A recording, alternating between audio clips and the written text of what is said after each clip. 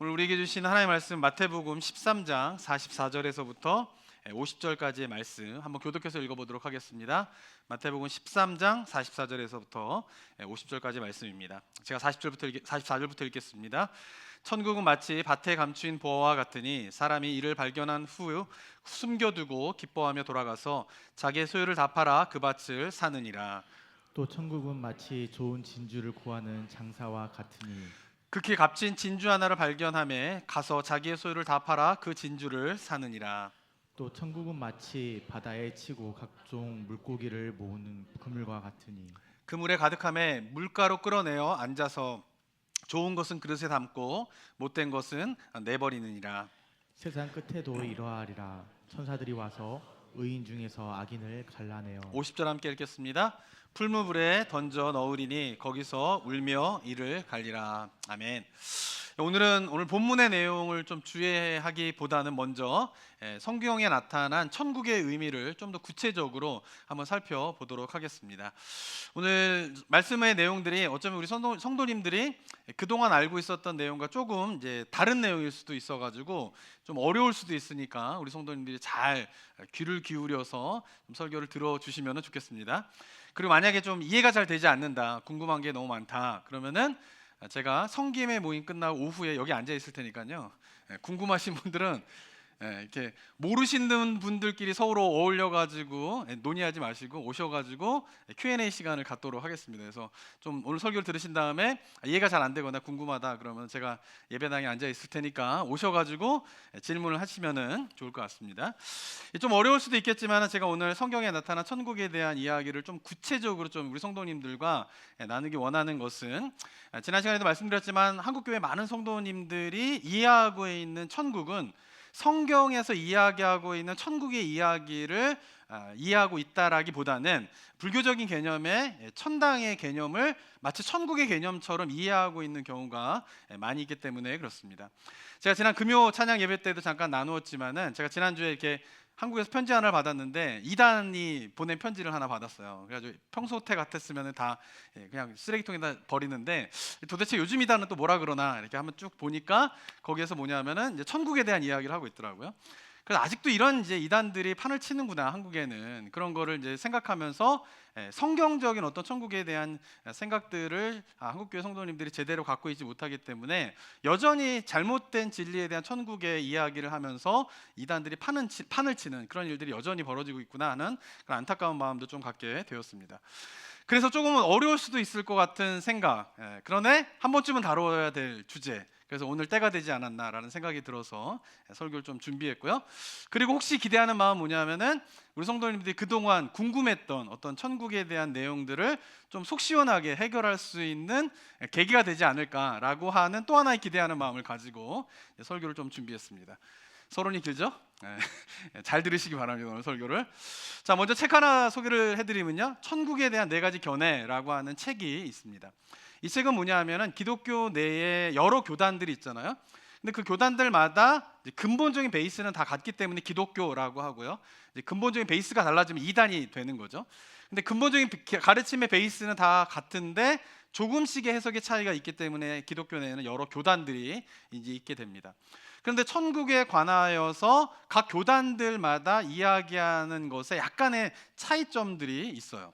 그래서 이 책에서는 4명의 저자가 이제 책을 이제 쓰게 되었습니다. 각 4명의 저자는 각 교단을 대표하는 신학자가 자신이 속한 교단에서 이야기하는 천국이 뭔가에 대한 이야기를 4가지의 측면으로 이제 설명을 하게 되면서 성경 전체 속에서 이야기하고 있는 천국을 좀 더 포괄적으로 이해할 수 있도록 이 책이 이제 기록이 좀 되었습니다.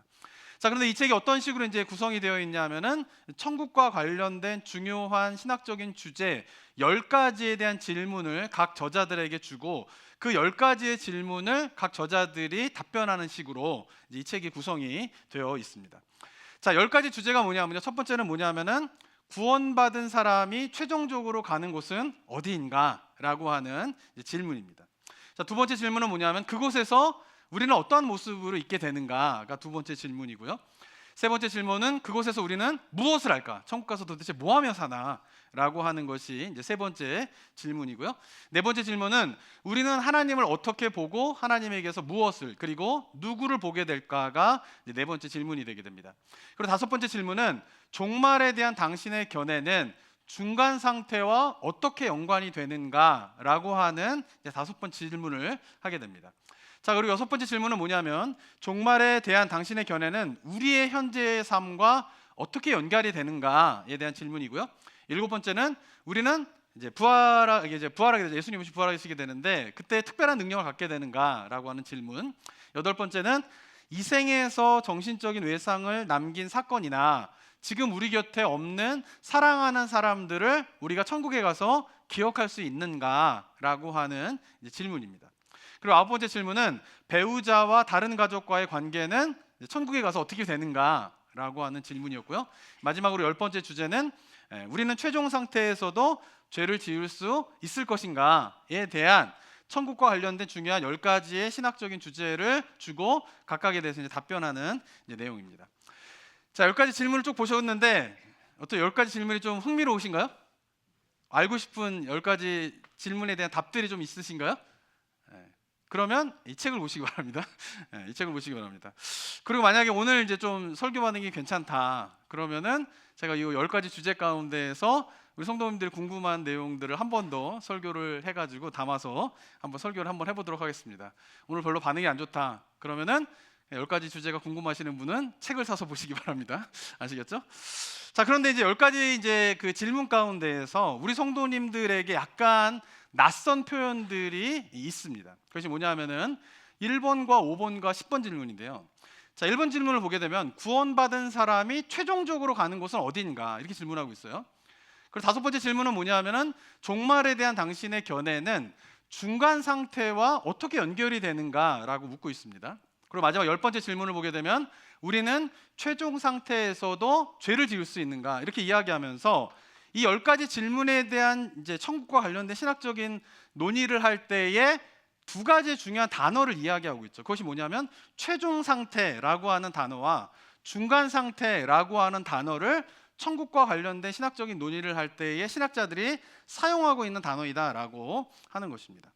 자, 그렇다면 최종적인 상태는 뭐고 중간적인 상태는 뭔가라고 했을 때에 이 최종적인 상태라고 하는 것은 뭐냐면은 예수님께서 재림하시게 되면은 하나님의 나라가 완성이 되잖아요. 그때에 우리가 그 하나님의 나라에 들어가게 될 때에 부활하여 가지고 우리가 그 나라에 들어가게 되는데 그때의 모습을 최종 상태 이렇게 이야기를 하는 것입니다. 그러니까 주님이 오셔서 완성되는 하나님의 나라 천국에 들어가게 될 때에 우리들의 모습을 최종 상태 이렇게 이야기를 하고 있는 것이에요. 자, 그럼 중간 상태라고 하는 것은 뭐냐면은 예수님이 재림하기 전에 우리들이 죽으면 어떤 일이 벌어지게 됩니까? 우리가 만약에 이제 예수님 오시기 전에 죽어요. 그러면 육체는 어떻게 해요? 이 땅에 묻히게 되는 거죠. 그리고 영혼은 하늘나라를 가게 되잖아요. 그죠? 근데 영혼만 하늘나라에 가게 되는 그 상태를 중간 상태 이렇게 정의를 내리게 되는 것입니다.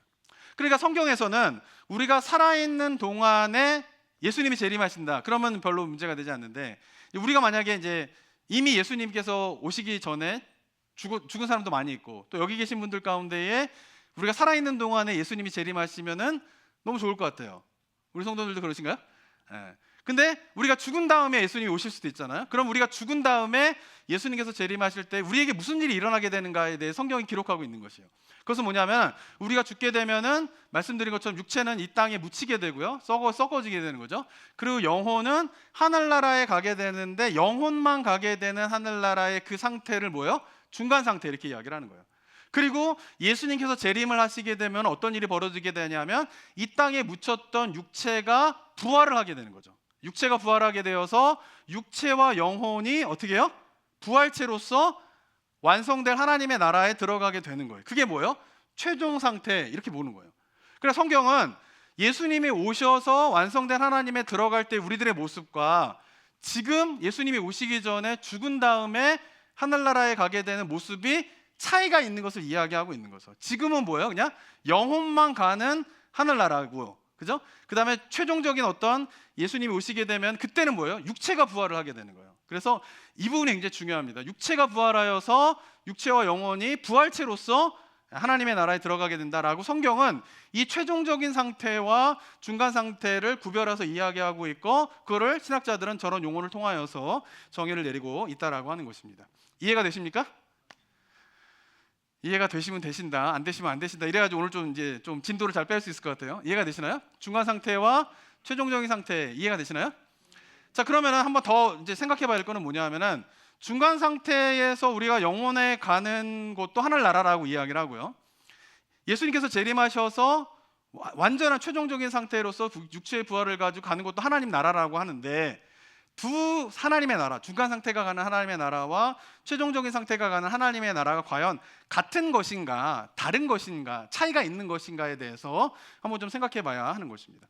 커다란 의미로 본다라고 하면 같은 것이다라고 이야기할 수 있지만, 오늘은 좀 더 그 천국의 의미를 세부적으로 구체적으로 좀 이해하기 위해서라고 한다면, 중간 상태가 가는 하나님의 나라와 최종 상태가 가는 하나님의 나라에는 차이가 있다라고 하고 성경은 이야기하고 있음을 우리가 좀 봐야 하는 것입니다.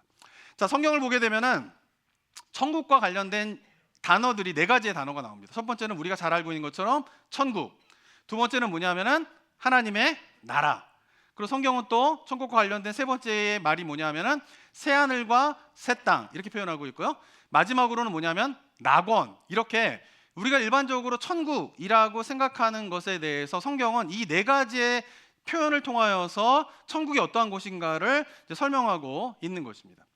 자, 이 네 가지의 단어, 네 개의 단어 가운데에 우리 성도님들이 가장 보편적으로 많이 쓰는 단어는 뭐죠? 하나님의 나라 또는 천국입니다. 그죠? 근데 우리나라의 성도님들은 대부분 천국이라고 이야기를 하고 있는 것이에요. 자, 그런데 성경 속에서는 이 네 가지의 표현 가운데 가장 보편적으로 사용되어지게 되는 표현이 뭘까요?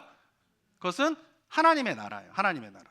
보시면은 하나님의 나라가 성경에 58번 사용되어졌습니다. 그리고 천국은 38번, 그리고 낙원은 3번, 새하늘과 새 땅은 2번, 이렇게 성경에는 사용되어져 있어요. 그러니까 성경에서 이 네 가지의 단어들 가운데, 표현들 가운데에 가장 보편적인 개념으로 사용하고 있는 단어는, 우리는 천국이라고 주로 한국교회에서는 이제 천국에 대한 용어들을 더 많이 쓰지만, 성경적인 표현은 보다 보편적인 개념으로서의 단어는 천국이 아니라 뭐예요? 하나님의 나라예요. 하나님의 나라.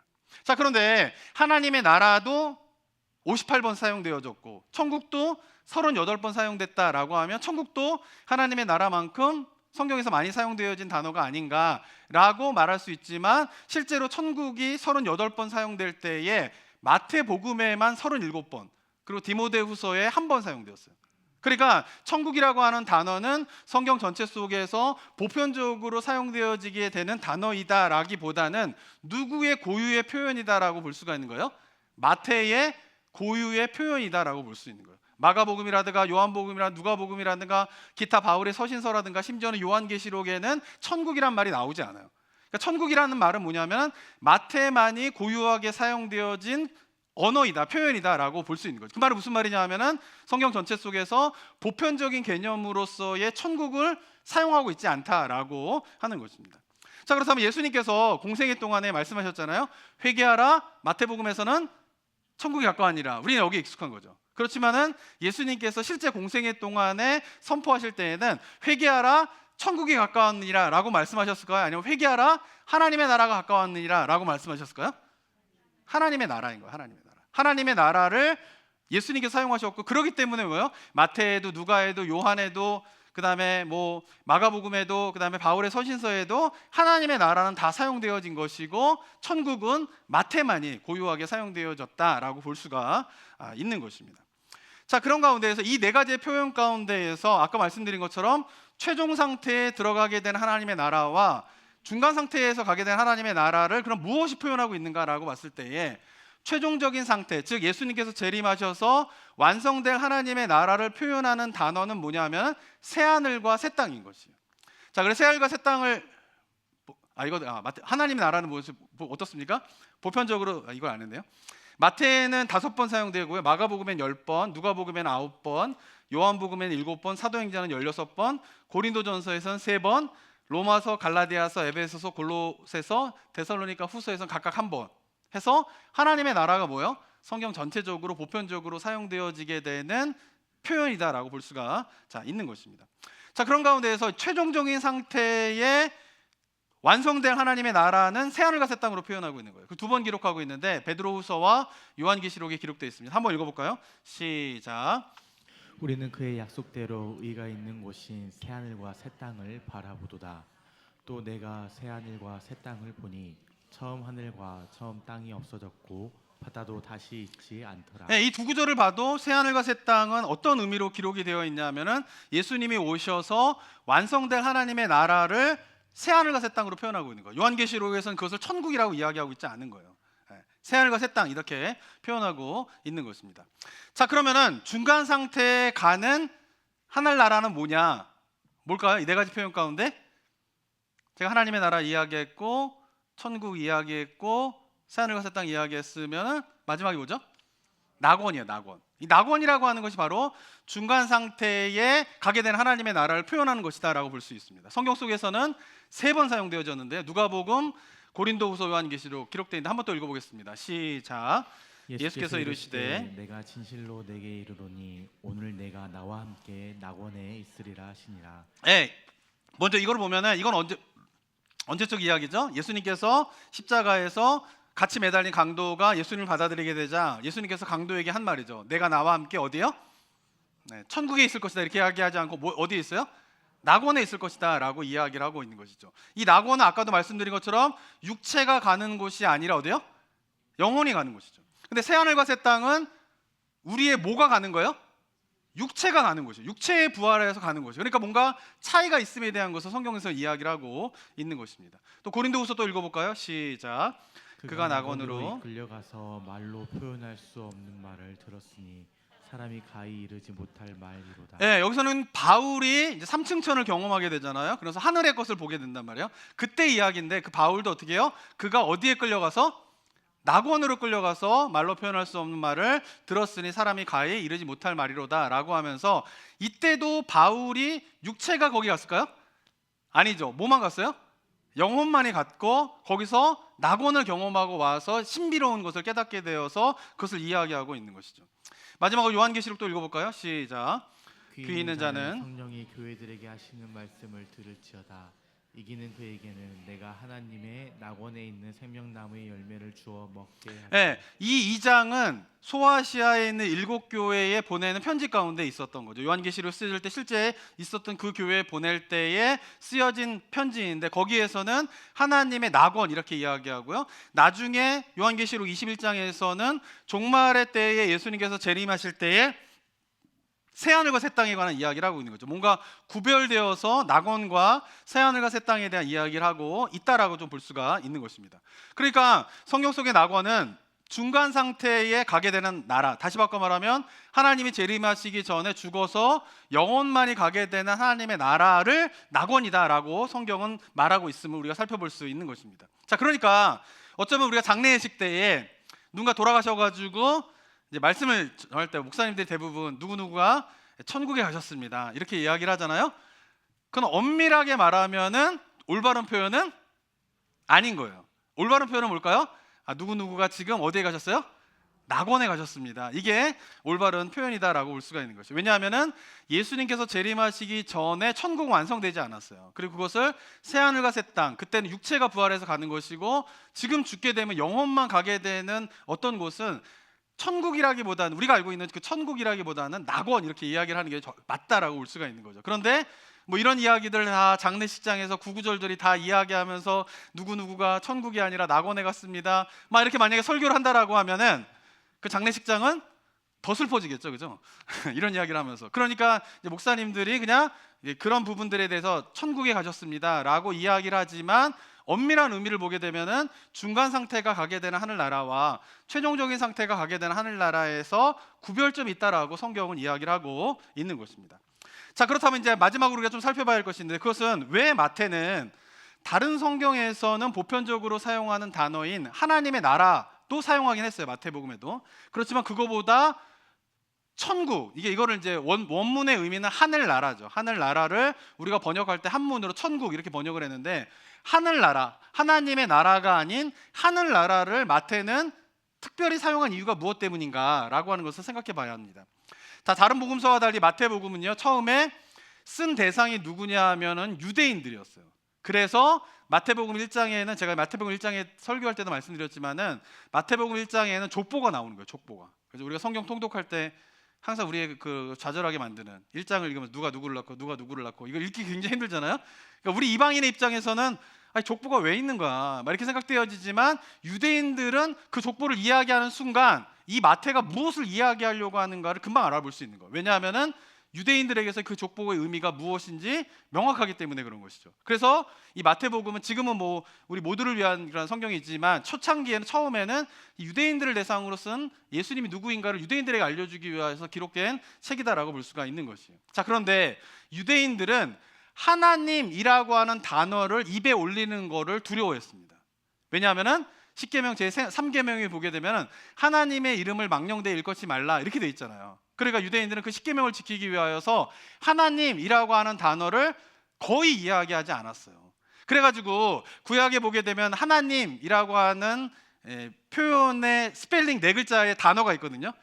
이거를 이제 뭐라고 제가 예전에 설교 말씀드렸지만은 이걸 요즘에는 뭐라고 이야기하면 우리는 여호와 이 단어를 보면 여호와 이렇게 발음하고요.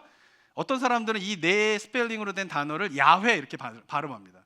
그래서 우리도 들어보셨죠? 어떤 경우는 하나님을 여호와라고 말하기도 하고 어떤 경우는 야훼라고 말하기도 하는데 그 이유가 무엇 때문이냐면은 이 네 스펠링으로 된 네 글자로 된 이 한 단어를 히브리 사람 유대인들이 발음하지를 않았어요. 왜? 망령되 일컬으면 안 되니까 하나님의 이름을. 그래서 이 단어의 발음을 잊어버렸어요. 그래서 추정하기는 이 단어의 발음이 뭘까라고 추정할 때에 이 단어는 여호와일 것이다 라고 생각하는 학자들이 있고 아니야 그거는 여호와가 아니라 야훼라고 발음해야 돼 라고 주장한 학자가 있는 것이에요. 그래서 같은 단어이지만 이 단어의 발음을 잃어버렸기 때문에 유대인들이 어떻게 해요? 누군가는 이거를 여호와라고 발음하기도 하고 누군가는 이거를 야훼라고 발음하기도 하지만 정확한 이 단어의 발음은 모르는 거예요. 그래서 뭐야? 그럴 정도로 뭐예요? 유대인들은 하나님의 이름을 입에 올리는 거를 두려워했단 말이에요. 망령되 일컬으면 죽게 되니까. 근데 그런 유대인들에게 마태가 이야기하고자 하는 것은 뭐냐면 하나님의 나라가 왔다 이거를 이야기하는 거예요. 그러면 유대인들이 하나님의 나라를 마음껏 이야기할 수 있을까요? 말할 수 있을까요? 그러지 않다라고 하는 거예요. 거기에도 뭐가 있는 거예요? 하나님이라고 하는 단어가 있기 때문에 하나님의 나라라고 하는 그 단어의 발음을 하기 두려워했단 말이에요. 그래서 마태는 하나님 대신에 사용한 채택된 단어가 뭐예요? 하늘이라고 하는 단어를 채택한 거예요. 그래서 하나님의 나라 이걸 어떻게 해요? 하늘 이렇게 된 거예요. 자, 그런데 현대인의 관점으로 보게 되면은 어떻습니까? 하늘 그러면은 우리는 뭐를 생각해요? 이 땅이 아닌 저 스카이를 생각하게 된단 말이에요. 근데 유대인들은 하늘, 히브리 말이라고 하는 그 하늘이라고 하는 것은 단순히 이 땅과 구별된 저 스카이만을 이야기하는 것이 아니라 하나님이 계신 곳이면은 그게 하늘이에요. 무슨 말인지 아시겠죠? 그러니까 하나님이 만약에 성전에 계시다, 그럼 그 성전이 뭐예요? 하늘이라고 이야기할 수 있는 거예요. 그러니까 마태에서 하늘나라라고 하는 것은 뭐냐면은 화면 한번 넘겨주시면요. 하늘나라라고 하는 것은 뭐냐면은 하늘이 뭐예요? 하나님을 대신하여 쓴 표현이다라고 볼 수 있는 것이에요. 그러니까 유대인들에게 있어서 하늘나라 그러면 우리는 어떤 느낌이에요? 하늘 하면은 저쪽에 있잖아요. 이 땅이 아닌 저쪽에. 그러니까 하늘나라 그러면 이곳에 있는 나라가 아니라 저기 스카이 하늘에 있는 나라라고 생각을 하지만 유대인들에게 있어서 하늘나라는 하늘이 하나님이기 때문에 이걸 뭐예요? 하나님의 나라로 들려지게 된다라고 하는 것이 된 거죠. 그래서 마태는 뭐예요? 하나님의 나라 대신에 하늘나라 이렇게 쓴 거고 이거를 근데 우리나라에서 번역할 때는 어떻게 해요? 옛날에는 한자로 또 많이 썼잖아요. 천국 이렇게 번역을 하는 거예요. 천국. 그런데 이 천국이라고 하는 단어가 조선시대부터 우리 불교에까지 내려오게 되는 천당이라고 하는 단어와 발음이 유사하단 말이에요. 그리고 초창기 기독교에서는 천국과 천당을 혼용해서 사용했어요. 그래서 옛날에는 복음 전도할 때 예수 뭐죠? 천당, 불신, 지옥. 근데 요새는 그렇게 전도 안 해요. 요새는 예수, 천국, 불신, 지옥 이렇게 하는 거예요. 왜냐하면 천국과 천당에 대한 개념들을 좀 차이가 생기면서 요새는 옛날에는 다 예수, 천당, 불신, 지옥 했는데 이 천당이라고 하는 단어는 올바른 선택한 단어가 아니기 때문에 구별을 하고 있는 거죠. 하지만 어떻게 해요? 천국이라고 하는 단어로 번역을 해버리니까 하늘나라를 이게 천당과 비슷한 개념으로서 인식을 하게 되고, 말씀드린 것처럼 천국 그러면 하늘나라, 그러게 되면은 현대인의 관점 속에서 하늘은 이 땅이 아니라 저 스카이를 생각하기 때문에 하늘나라는 여기 있는 게 아니라 저 하늘 어딘가에 있는 것이다 라고 그 단어를 듣는 순간에 그런 인식이 생겨나게 된다라고 하는 것입니다. 하지만 마태에서 이야기하고 있는 하늘나라는 이 땅이 구별된 저쪽 어딘가에 있는 것을 표현하기 위한 하늘나라의 개념으로 이야기하는 것이 아니라 하나님의 나라를 또 다른 표현으로서 하늘나라 이렇게 이야기를 하고 있다라고 하는 것입니다. 자, 그러면서 나라라고 하는 개념도 우리가 현대인의 관점으로 생각하면은 나라 하면 제일 먼저 떠오르는 게 뭐냐면은 영토예요. 영토. 우리는 그죠? 그래서 멕시코와 미국이라고 하는 나라를 생각하면은 어떻습니까? 어디가 구분점이 된다, 경계선이 된다 이런 거를 본능적으로 떠오른단 말이에요. 또 특별히 이렇게 샌디에고 가다 보면 티juana 딱 넘어가는 그 경계점을 딱 보면은 이쪽은 미국, 이쪽은 멕시코라고 하는 나라로 딱 구별되어지잖아요. 그러니까 하나님의 나라 이렇게 생각하면 나라라고 하는 말을 듣는 순간 현대인들은 어떻게 생각하냐면은 공간적인 개념과 영토적인 개념을 생각하게 되는 거예요. 그런데 예수님 당시나 고대 사람들은 이 나라라고 하는 것은 어떤 영토적인 개념이 아니에요. 먼저 떠오르는 거는 뭐냐면은 왕이 통치권이 있는가 없는가가 뭐예요? 나라의 굉장히 중요한 개념이다라고 하는 것입니다. 그리고 실제로 하나님의 나라라고 하는 이 나라라고 하는 것이 헬라어로 바실레이아라고 하는데, 이 바실레이아라고 하는 헬라어의 동사는 뭐냐면 통치하다예요. 통치하다. 그러니까 통치하다의 동사의 명사형인 바실레이아는 엄밀한 의미로 번역을 한다라고 하면 나라로 번역하면 안 되는 거예요. 뭐라고 번역해야 될까요? 하나님의 통치로 번역을 해야 되는 게 맞다라고 하는 것이에요. 왜냐하면은 나라라고 하는 것이 당시에는 왕의 통치가 미치는 영역까지가 뭐예요? 나라인 거예요. 그렇기 때문에 중요한 개념이 뭐냐면은 왕의 통치, 이게 굉장히 중요하다라고 하는 것이죠. 그래서 아까도 말씀드린 것처럼 예수님께서 오셔서 회개하라, 하나님의 나라가 가까이 왔다라고 선포하실 때에 현대인들은 하나님의 나라 그러면은 이곳이야 저곳이야, 공간적인 개념이란 말이에요. 캐나다가 여기 있고 멕시코가 여기 있고 미국이 여기 있는 그런 공간적인 개념으로서 나라를 생각하기 때문에 하나님의 나라가 가까이 왔다라고 하면 그 나라가 여기 있는 나라야 저기 있는 나라야 라고 생각을 한단 말이에요. 그런데 성경 오리지널 의미를 보면은 회개하라, 하나님의 나라가 가까이 왔다라고 하는 것을 히브리 사람들이 듣기에는 어떻게 들리냐면은 회개하라, 하나님의 통치가 가까이 왔다라는 말로 들리게 된다라고 하는 것입니다. 그러면서 단어의 현대적인 개념으로서의 하늘, 현대적인 개념으로서의 나라를 생각하면서 하늘나라, 천국을 생각하다 보니까 이 하나님의 나라의 핵심인 하나님의 통치와 관련된 것으로 하나님의 나라를 이야기하는 것이 아니라 공간적인 개념과 이 나라 여기 있는 거야 저기 있는 거야 라고 하는 개념으로서, 장소적인 개념으로서 우리가 이해를 하고 있지만, 실제로 마태복음 안에서의 천국은 그런 장소적이고 공간적인 개념이 아니라 하나님의 어떤 거예요? 통치가 있는가라고 하는 것이에요. 그렇기 때문에 우리가 생각할 때 뭐예요? 하나님의 통치가 있는 곳이면은 그곳이 뭐예요? 하늘이야, 하늘. 그곳이 뭐예요? 하나님의 나라인 거예요. 그래서 아까도 우리가 찬양을 했지만은 높은 산이나 거친 들이나 그게 뭐예요? 하늘나라라고 우리 고백하잖아요. 근데 왜 그곳이 하늘나라냐라는 거예요. 그곳에 뭐가 있기 때문에 그래요? 하나님의 통치가 있으면 거친 들도 뭐가 되는 거예요? 하늘인 거예요. 하늘. 높은 산도 뭐인 거예요?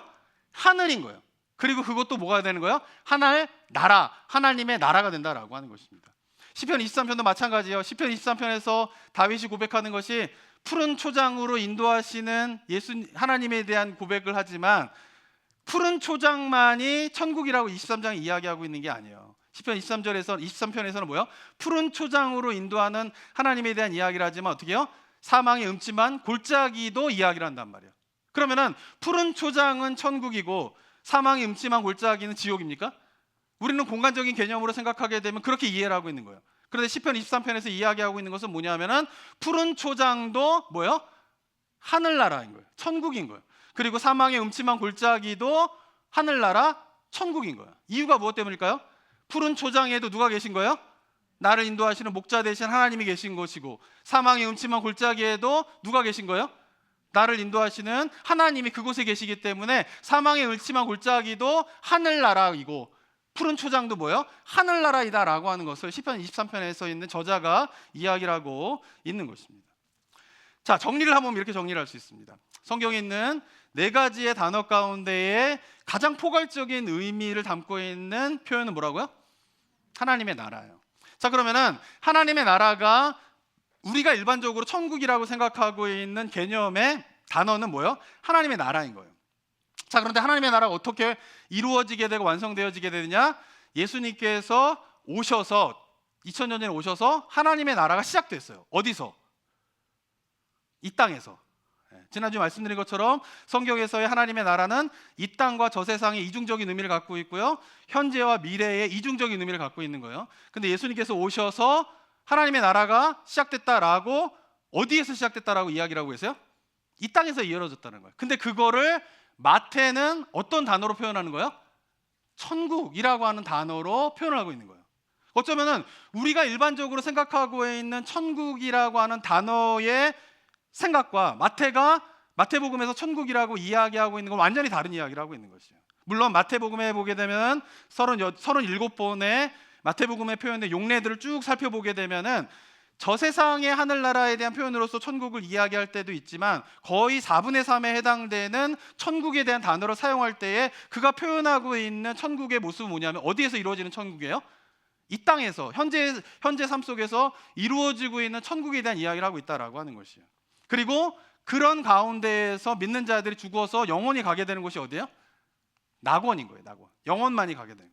그리고 예수님께서 재림하시게 되실 것인데, 재림하시고 난 다음에 이 모든 것들이, 어둠의 권세들이 무너지게 되고 완성되는 하나님의 나라를 뭐라고 이야기하는 거예요? 새하늘과 새 땅. 그때는 중요한 게 뭐예요? 영혼만이 가게 되는 것이 아니라 뭐가 가는 거예요? 육체가 부활해서. 이게 굉장히 중요해요. 우리가 많은 성도님들, 제가 성경 공부를 해보게 되면은 새하늘과 새 땅에 갈 때에 이때도 마치 영혼만 간다라고 생각을 해요. 마치 지금 우리가 죽어서 영혼이 하늘나라 가니까 그 영혼이 그냥 예수님이 오시게 되면은 새하늘과 새 땅에도 그냥 가게 된다, 육체의 부활에 대한 생각들을 하지 못하는 경우가 많이 있는데, 성경은 분명하게 육체의 부활에 대한 이야기를 하고, 그 육체의 부활을 통한 부활체로서 어떻게 해요? 최종적인 상태로 새하늘과 새 땅에 들어가게 된다라고 이야기를 하고 있는 것입니다. 이것이 뭐예요? 성경에서 이야기하고 있는 하나님의 나라, 낙원, 새하늘과 새 땅, 천국에 대한 내용이다라고 볼 수가 있는 것입니다. 이해가 좀 되십니까? 안 되시면 이따 오세요. 아시겠죠? 네. 자, 그런데 중요한 것은 뭐냐면, 제가 이야기를 드리는 이유가 무엇 때문이냐면은, 기독교 신앙에서의 핵심이 뭡니까? 신앙의 핵심이 뭐예요? 그것은 천국을 소망하는 거예요.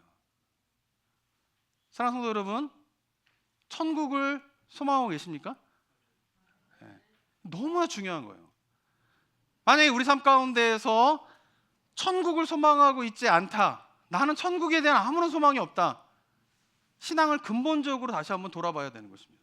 왜냐하면은 우리 신앙의 궁극적인 목표가 뭐냐면은 천국을 소망하는 거예요. 천국을 소망. 왜 천국을 소망할까요? 그곳에 가면은 일하지 않아도 배부르고, 뭐 아프지도 않고, 이 땅에서 이루지 못한 것들 거기 가면 다 이루어지게 되고 띵가띵가 놀면서 행복하게 살게 되니까 천국을 소망합니까? 그거는 천당이에요. 천당. 우리가 천국을 소망하는 이유가 무엇 때문이에요? 그 천국에는 뭐가 있기 때문에 그런 거예요? 하나님의 통치가 있는 거예요. 물론 이 땅 가운데에서도 하나님의 통치를 경험하는 것이 천국이지만, 이 땅에서는 어려움이 있죠.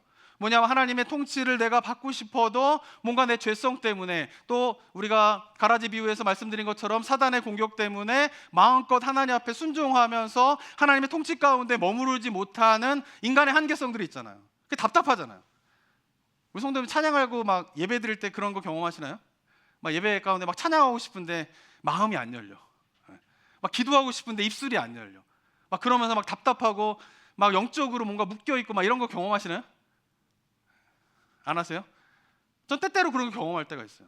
그러니까 마음껏 하나님을 찬양하고 싶고 마음껏 하나님 앞에 기도하고 싶고 마음껏 마음을 다하여서 하나님 앞에 예배드리고 싶은데 내가 그런 것을 마음껏 하지 못하는 나의 죄성과 한계성과 그리고 사단의 공격과 이런 것에 묶여 있게 되면서 뭔가 영적으로 답답한 가운데에 하나님의 통치 가운데 완전히 들어가지 못하는, 하나님의 임재 가운데 완전히 들어가지 못하게 되는 그런 현실이 너무 가슴이 아파요. 때때로는 그런 것들로 자유해서 이곳에서도 마음껏 하나님을 찬양하고 마음껏 예배를 드리고 마음껏 기도하게 되고 일상의 삶을 살아가면서도 하나님이 나를 돌보시는구나, 하나님이 나와 함께 하시는구나, 하나님께서 나를 지켜보아 주시는구나 라고 하면서 천국을 경험하는 경험도 있지만, 때때로는 하나님 계신가? 하나님 과연 나의 삶 가운데에 함께 하시는가? 라고 하는 자신이 없을 때가 있어요. 그러면서 뭔가 영적으로 답답한 부분들이 있는데, 우리가 완성될 하나님의 나라 천국에서는 그런 모든 악의 권세들이 멸하게 되고 우리의 모든 죄성들이 다 벗어버린 완전한 부활체로서 하나님의 나라에 들어가게 되면서 완전한 하나님의 통치 가운데 있게 되면서 누리게 되는 영적인 자유와 기쁨이 그 나라에는 있기 때문에 어떻게 해요? 그 하나님의 나라 천국을 그리스도인들은, 예수 그리스도를 구주로 영접한 자들은, 예수 그리스도의 사랑 가운데에서 그의 종되기로 결정한 사람들은 그 하나님의 통치, 완전한 하나님의 다스림 가운데에 들어가게 되는 그 나라를 소망할 수밖에 없다라고 하는 것입니다.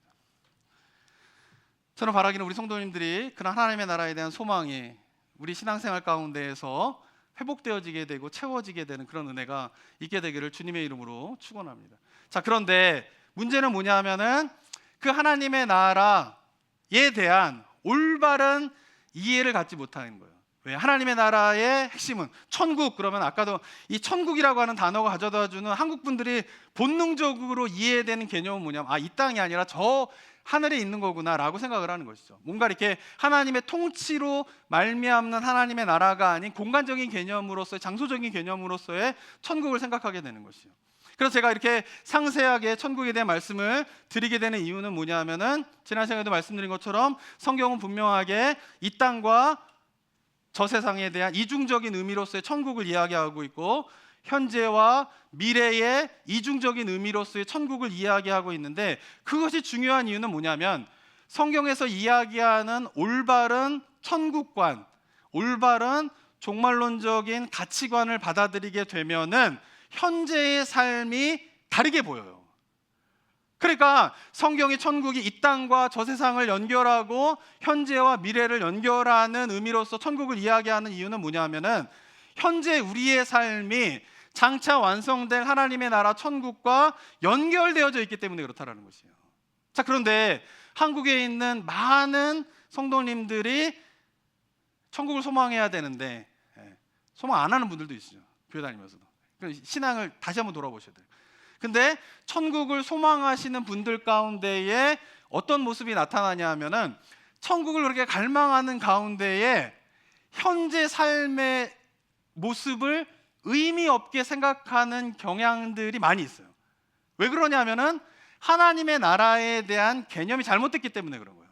그분들이 갖고 있는 하나님의 나라의 개념은 뭐냐면은 장차 완성될 하나님의 나라는 생각하면 이 땅과 완전히 단절된 어떤 곳이에요. 이 땅의 삶은 의미가 없어요. 여기는 거 더 사람들과 만나고 우리의 지구, 내가 살고 있는 사람들과 관계를 형성하게 되는 것, 그리고 이곳에서 뭔가 이루고 있던 그 모든 것들은 하나님이, 예수님이 오시는 날 싸그리다 파괴되어져 버리게 되고, 이 세상과 지금 살고 있는 우리의 삶과 완전히 단절된 어떤 새로운 곳으로 우리가 가게 된다라고 하는 천국 개념을 가지고 있어요. 그런 개념을 갖게 되면 어떻습니까? 천국을 소망하면 소망할수록 이 땅의 삶이 의미가 없는 거예요. 어차피 없어질 건데, 어차피 파괴될 건데, 어차피 뭐야? 그 하나님의 나라, 완성될 하나님의 나라와 연결되지 않는데, 이런 생각들을 갖게 되는 것이죠. 아까도 이제 9번째 질문 가운데 그런 질문이 있었죠. 8번째 질문도 그렇죠. 이 땅에서 내가 겪게 된 아픔과 상처와 그다음에 내가 사랑하는 사람들과 그런 사람들이 천국에 가면은 알아볼 수 있느냐? 어떻게 생각하십니까? 9번째 질문을 보게 되면은 이제 아내와 남편 사이에 관계가 있고 자식과 부모 사이에 있는데, 천국 가게 되면은 그 남편과 아내를 알아볼 수 있느냐 없느냐, 이런 부분에 대한 질문들이 나온단 말이에요. 근데 한국에 계신 많은 성도님들이 생각하고 있는 천국에 가는 모습이 어때요? 이 땅에서의 남편과 아내, 뭐 자식과 부모와의 관계 이런 것들이 천국 가면 어떻게 된다 그래요? 다 없어진다 생각을 해요. 누군가에게 복음이죠 이게. 기쁜 소식이고. 근데 그런 것을 왜 그런 생각을 갖게 되냐 하면은 그때 장차 완성될 하나님의 나라에 대한 것들이 현재의 삶과 완전히 단절된 어떤 것으로 생각하고 있기 때문에 이곳에서 관계 맺었던 뭐 자식과 부모와의 관계, 부부와의 관계 이런 것들 뭐야? 그 하늘나라 가게 되면 다 단절된다고 생각하는 거예요. 우리가 이루고 있었던 문명의 어떤 발달들, 문명의 발달 같은 것도 다 뭐예요? 잘못된 게 아니에요.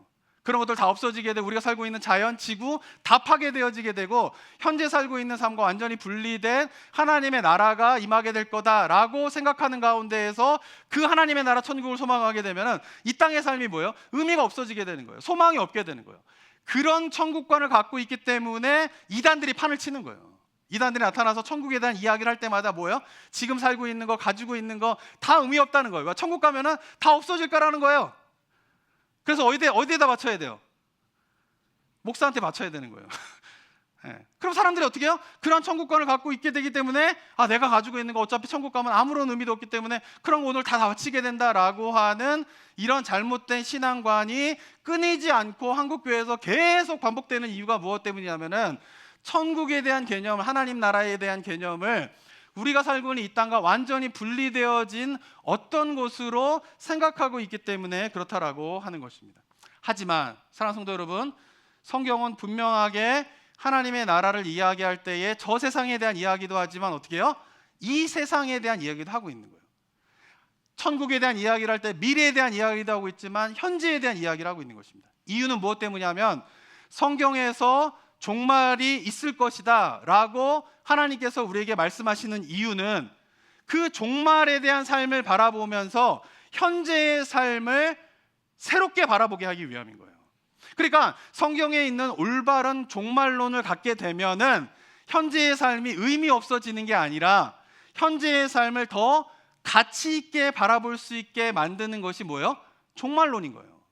그래서 성경은 종말이 있다, 하나님의 심판이 있다라고 하는 것은 이야기하고 있지만 그 종말의 때가 구체적으로 언제다, 그리고 그 종말의 때가 되게 되면은 어떤 일들이 구체적으로 일어나게 될 것이다 라고 성경은 이야기하고 있지 않은 거예요.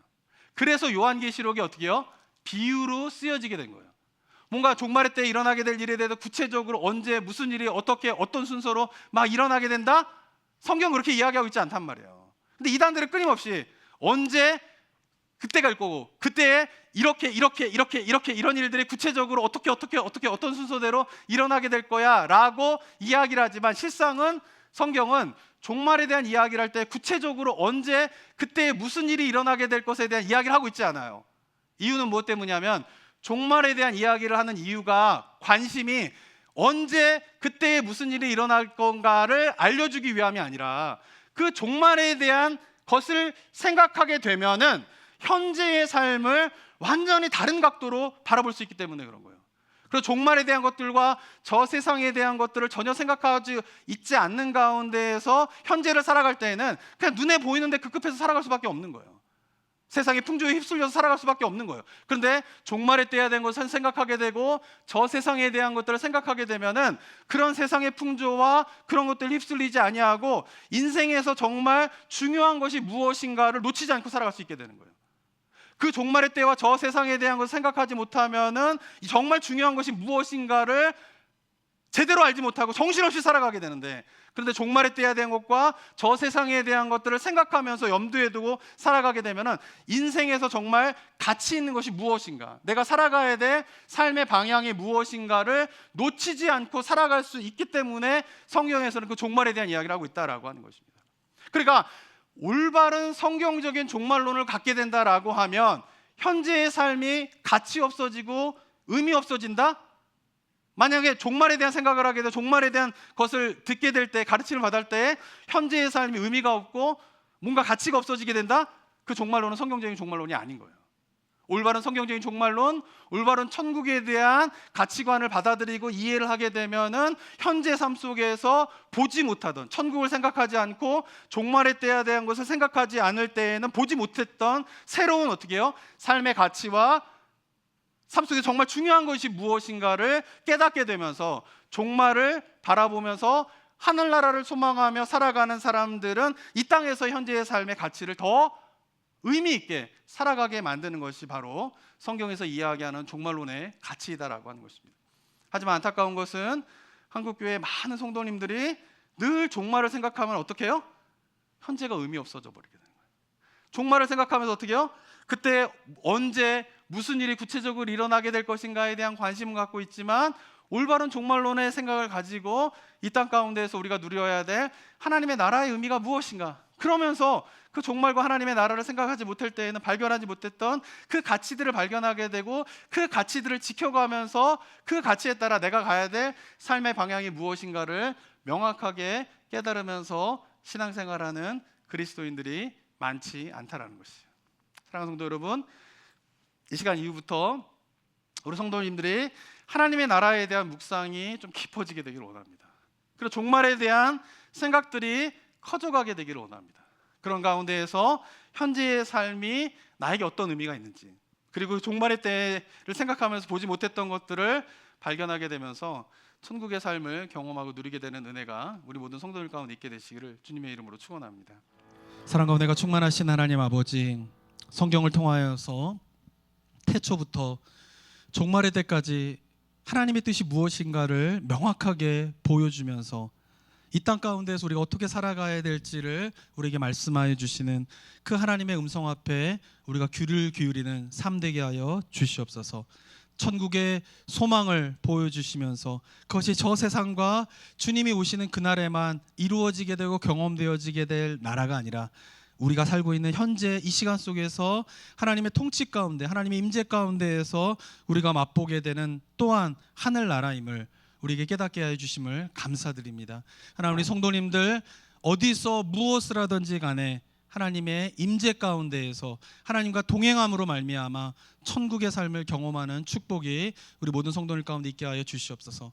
이 땅 가운데에서 짧게 작게 경험되어지게 되는 하나님의 나라가 어떠한 것인가를 체험적으로 알기 때문에 주님이 오셔서 완성될 그 새하늘과 새 땅이 얼마나 귀하고 아름다운 것인가를 늘 마음에 품고 그 새하늘과 새 땅을 소망하는 삶 되게 하여 주시옵고, 그렇게 종말과 새하늘과 새 땅을 소망하면서 살아가게 될 때에 보이지 않던 인생의 가치와 보이지 않던 삶의 행복과 보이지 않던 삶의 방향들이 보여지게 되는 은혜가 우리 모든 성도들 가운데 임할 수 있도록 주님 도와 주시옵소서. 이를 위하여서 기도의 자리로 나아갑니다. 말씀의 자리로 나아갑니다. 예배의 자리로 나아갑니다. 그렇게 주님을 찾고 구하는 자에게 하나님의 나라 천국을 경험하는 하나님의 동행을, 임마누엘 대신 하나님의 역사를 체험하는 복된 인생 되게 하여 주시옵소서. 감사드리며 예수 그리스도의 이름으로 기도드립니다. 아멘.